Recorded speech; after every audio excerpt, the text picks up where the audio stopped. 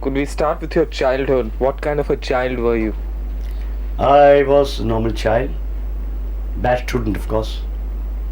I was born the 26th February 1937 in Bombay, the suburbs, what is known as Warsaw now. It was known as Seven Bungalows. We were staying in the seventh bungalow there. I was there for about 4 years. Then my father died, and we came back here to this place called Khetwadi where I stay, where I have my office now. And I studied in the Xavier School, St. Xavier's, right from the kindergarten of the Xavier's. Good education, good school, bad student. That just goes to prove a point that school may be very good, but the student has no application to learn, he won't learn. Instead, I played cricket. I was a school captain for the Giles Shield, played a lot of cricket, table tennis, badminton, and I give credit to my mother, who gave me all the facilities, who never made me feel the loss of my father, gave me all the comforts, everything that I wanted to do in life, I could do thanks to her. And a good childhood, normal childhood, very playful. And of course, I used to fall in love every now and then. Every 4 or 5 years I used to fall in love. Now they call it, the word is, you were fascinated. It was fascination or infatuation. It was not love.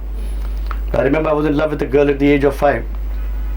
Then I fell in love at the age of 12. And then finally I fell in love with a girl with whom I got married. At the age of 18, I got married to a girl who used to stay just opposite my place here right now. And we got married in 59, had a marriage for 19 years, and I lost my wife about 9 years back. That's it. How did you fall in love with her? What was she like? Her name? My wife's name was Jeevan Prabha. You won't believe it if I tell you. It'll sound like a filmic scene, but it's a fact, and I'm going to put it in one of my films. You see, she stays right opposite. She used to stay right opposite my place. For 2 years, I used to see her going to a school here. And I didn't have the guts to say hello to her. I would run around, go on the other side of the lane, come from this side, walk in and decide that today I'll smile at her and say hello to her. But every time she would pass by, she would give me a look, but I used to get shit scared and I couldn't say hello. This went on for 2 years. I just didn't have the guts to say hello to her. And then one day, like an idiot, there's a place called Gaiwadi here. I ran to her. She was running. I ran to her. It was monsoon. I said, "Listen, isn't your name Jeevan?" I said, "Yeah." "Your name is Manmohan." I said, "Yeah." That's it. I said, "Fine, thank you." I ran back in the traffic and I was very happy. Then 1 month later, I went back to the same place, and she was going towards that time she was studying there was an art school. She was in art school, and I followed her. I ran after her. I shouted, "Jeevan, Jeevan, wait, wait." I said, "Yes." I said, "You know something? I'm in love with you. Are you in love with me?" In the middle of a road, I'm asking her the question, and she said, "Yes."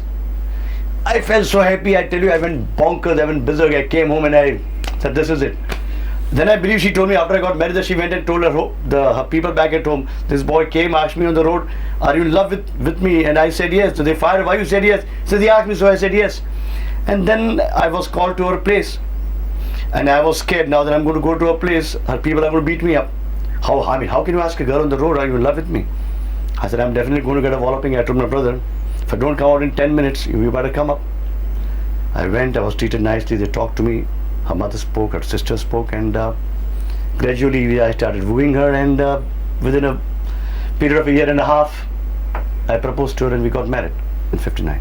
Did you sing songs to her? Songs to her? No. I never sang songs to her. But I used to tell her that I sing, and I used to sing quite well when I was in the Xavier's College. I used to sing quite well. But I said, I'm not. I used to tell her nice things. I used to whisper nice things to her. And it was a lovely experience I had. Is there anything about her in your heroines? Yeah, there is. She had lovely long hair. And I told her, maybe I've fallen in love with you because you have lovely long hair. So if you notice, I try to see that the heroines in my films have nice long hair. Well, most of them, of course, wear wigs. So never mind, have long hair. What attracted you to filmmaking? You see, filmmaking is in my family. Our family dates back to 1931 when my father, late Mr. Manmohan Desai, he produced about 32 films. Of course, they were stunt films. He made about 32 films between 1931 and 41. He died in 41, November. So he started films. We had our studio, Paramount Studios, which is now known as Filmalia Private Limited. Those are our studios. Then he died in 41. Then my mother and brother, they became distributors. We released Mr. Devendra Goel's first film, Aankhein. Then we released Ada. Then we released Bawre Nain.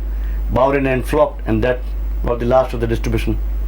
Then my brother started producing films in 1955 with Satyana Kanya. Then he made Janam Janam Ke Fere, which had the super hit song of that year, Zara Samne To Aao Chaliye.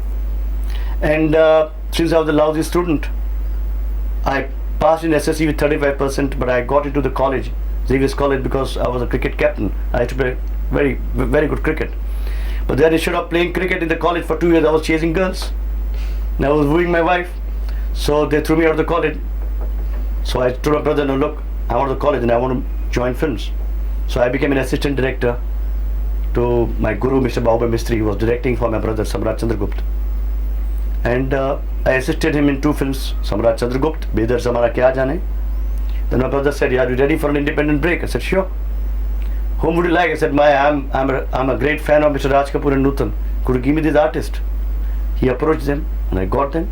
And that's how my career was launched in 59. But Raj Kapoor had reservations about working with you? Not reservations. He looked at me and he asked my brother, are you sure? He's the director, he's 22. You sure he knows his job?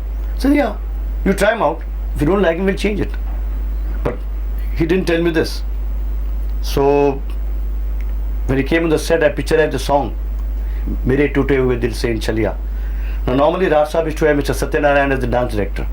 So when he came on the set, he said, where is Mr. Satyanarayan? I said, what on earth do you need him for? It's a song. I'll picture it as a song. I said, you? I said, yeah. I said, I've studied you so well in Avara. I've seen your Avara 14 times. I've been seeing your films. I'm a great fan of yours, so I'll know what expressions I want of you. So I pictured it as a song at Central Studios, which is the air-conditioned market now. I pictured it in 3 days. No dance, nothing. And I was bubbling with, our youth on my side. And I pictured the song in 3 days. Beautiful taking, beautiful expressions I got. I said, look, you stood in that film, this expression. In Avara, you did this, I want that expression. Then my brother had the song edited. He took it to RK. He showed it to Raj Sahab. And I believe he saw it 4 times. At that time, he was working in some films of Mr. Nanda, Mr. R.C. Talwar, and these people. He showed them the songs. He said, look, this is the boy. This is the work of a boy of 23-year-old. No dance, nothing. He said, your brother is on. That's when I came to know I was almost on a trial basis. Could you give us a little demonstration of what you did? Demonstration of what I did? What were the exact movements? Oh, I should tell him, look, I want you to do what you do always. Like you sang that song, said, Mere toote hue dil se koi to aaj ye pooche कि तेरा हाल क्या है कि तेरा हाल क्या है. So I said, look, you do what I'm saying, but I'm doing what you used to do in Avara. So please do what I'm doing. And I copied his hand movements. He used to watch me. He said, you have really studied me well. I said, yeah, I have. I said, do this way, do that way, and I pictured the song. And most of the songs in Chaliya later on, also a lot of songs I did on my own. Then of course I got Mr. Satyanarayan for certain songs where he had to do movements. But the film didn't do well. Film was more appreciated in the trade and the press. The box office did quite well, but I got a lot of appreciation for the film. How come you were jobless after it? Yeah, that's a nice question. I was jobless after that. We made a film called Bluff Master. We had stars problem then. I wouldn't like to name the stars now, it's an old story. The film was 8 reels completed, and then certain people wanted the film to be scrapped, to be reshot in color, because Jangi was released then in color. It had become a big hit. My brother said we can't make it in color. Then my brother ran into a lot of financial problems. We had signed Dilip Kumar. For 2 years he backed out for some reasons best known to him. No regrets. Then somehow with great difficulty we had to complete that film. And it was an unfinished film, Blockmaster, that was released. And I would like to mention, if not for the cooperation of Mr. Shammi Kapoor, that film could not have seen the light of the day. It was thanks to his cooperation we could complete that film. And you know, an incomplete film, when I was not satisfied at all, the film didn't do well. And as they say that you're as good as your last film, people forgot about Challi.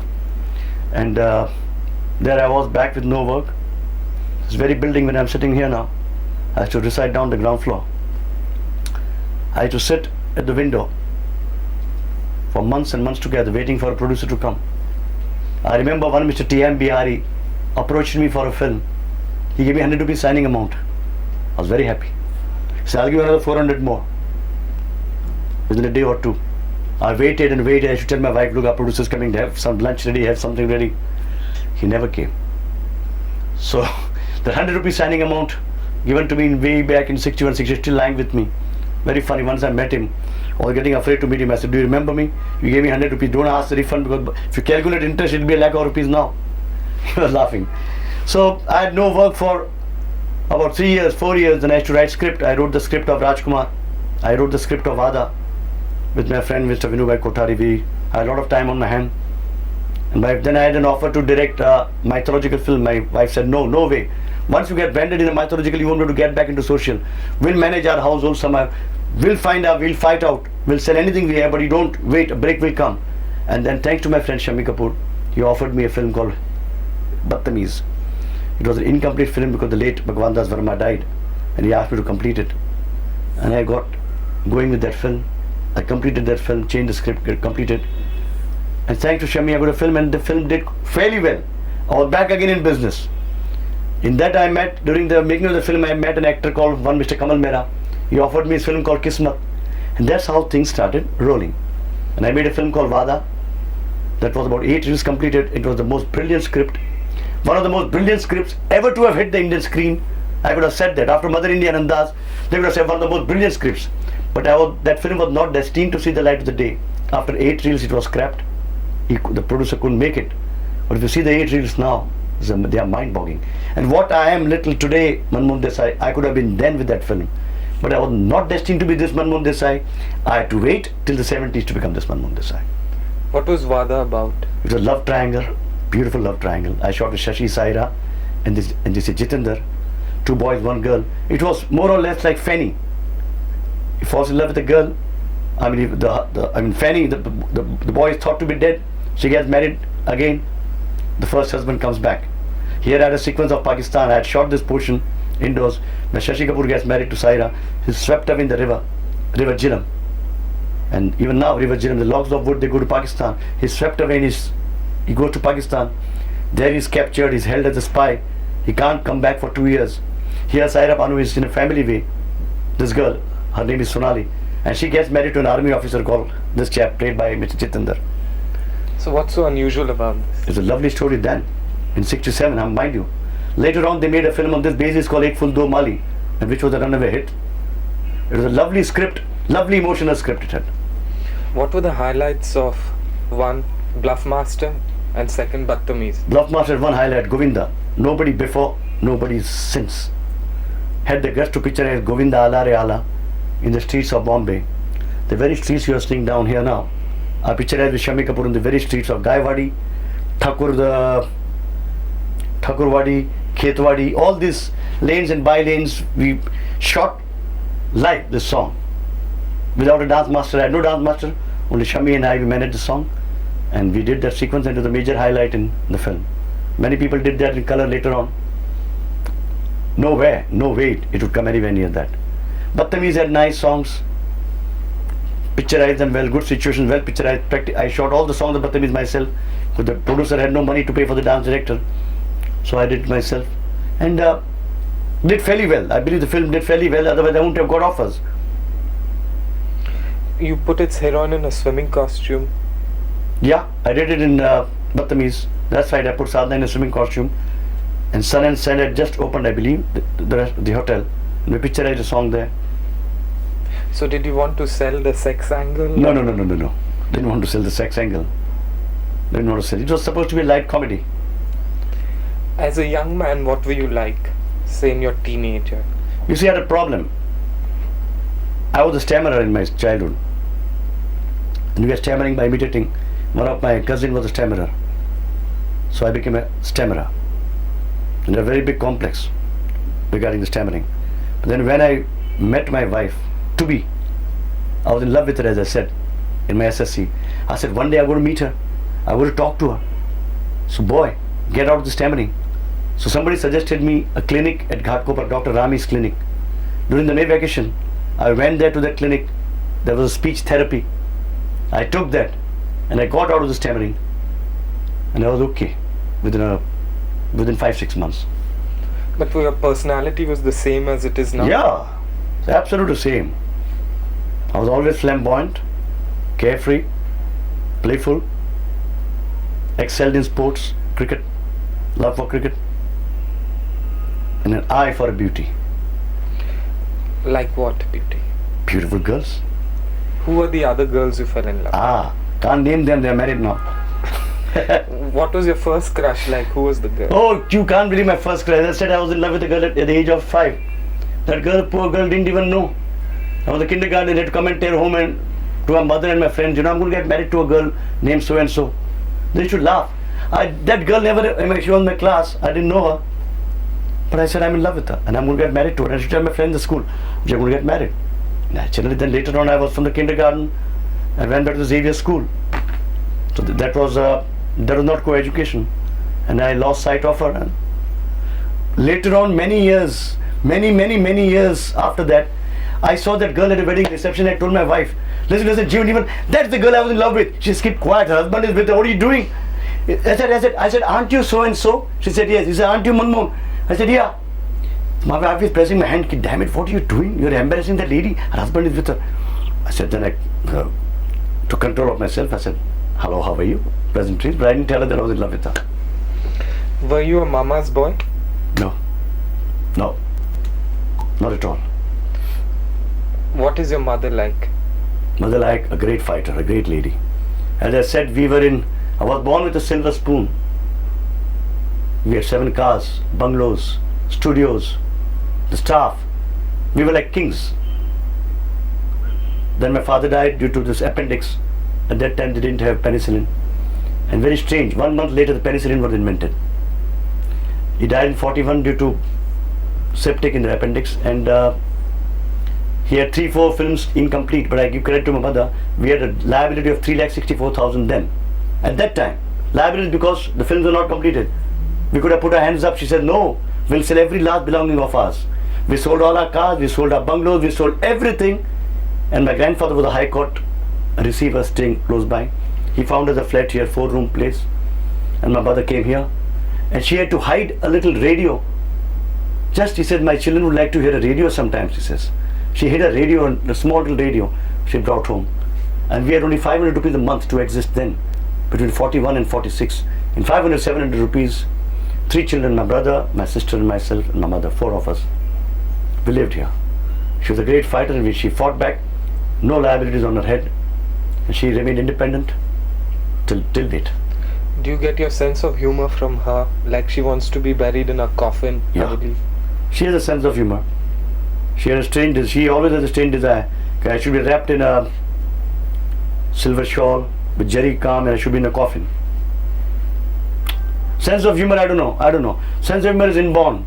One can't develop sense of humor. It's always inborn. If you're mischievous, I was always mischievous. Always up to some pranks or the other, always landing myself in trouble. In some sort of trouble or the other.